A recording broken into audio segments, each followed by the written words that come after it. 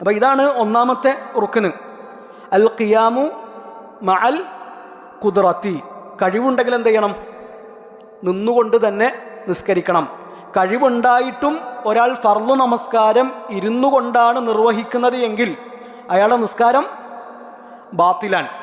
ഇനി ഇവിടെ ശ്രദ്ധിക്കേണ്ട ഒരു കാര്യം, ഇപ്പോൾ നമ്മളെ പള്ളിയിലൊക്കെ ഇരുന്നുകൊണ്ട് നിസ്കരിക്കുന്ന ആളുകളുണ്ട്. അപ്പോൾ ഇരുന്നുകൊണ്ട് നിസ്കരിക്കുമ്പോൾ ചിലപ്പോൾ ചില ആളുകൾക്ക് എന്തായിരിക്കും പ്രശ്നം? റുക്കൂ ചെയ്യാനായിരിക്കും പ്രശ്നം, ചിലർക്ക് സുജൂദ് ചെയ്യാനായിരിക്കും പ്രശ്നം. എന്നാലും ഓരെങ്ങനെ നിസ്കരിക്കുക? നമ്മളെ പള്ളിയിലുള്ള ആൾക്കാരെ പറ്റിയിട്ടല്ല പറയുന്നത്, മൊത്തത്തിൽ ഇരുന്നുകൊണ്ട് നിസ്കരിക്കുന്ന ആളുകൾക്കിടയിലുള്ള ഒരു വിഭാഗം. അവരെന്താ ചെയ്യുക? തുടക്കം മുതലേ അള്ളാഹു അക്ബർ എന്ന് പറഞ്ഞ് കസേലയിൽ ഇരുന്നിട്ടാണ് നിസ്കരിക്കുക. അവർക്ക് നിൽക്കുന്നതിൽ പ്രശ്നമുണ്ടോ?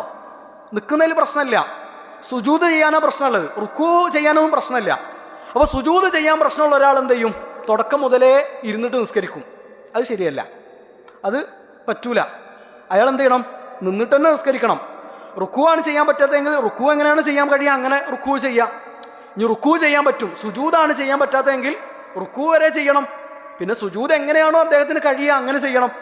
ഫത്തഖുല്ലാഹ മസ്തതഅതും, നിങ്ങൾക്ക് കഴിയുന്ന വിധം നിങ്ങൾ എന്ത് ചെയ്യണം? അള്ളാഹുവിനെ സൂക്ഷിക്കണം.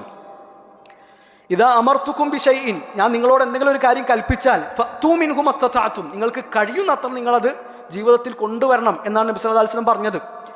ഇമാം അഹ്മദ് ബിൻ ഹംബൽ റഹിമഹുല്ലാഹു തആലയുടെ ജീവിതത്തിൽ നിന്ന് ചില ദർസുകളിലൊക്കെ കേട്ടൊരു സംഗതിയാണ്. ഇമാം അഹ്മദ് ജയിലിൽ നിൽക്കുന്ന സമയം, അപ്പോൾ വെള്ളിയാഴ്ചകളിൽ എന്ത് ചെയ്യുമെന്ന് വെച്ചാൽ കുളിച്ച് വസ്ത്രമൊക്കെ ഒന്ന് നന്നാക്കി എന്ത് ചെയ്യും?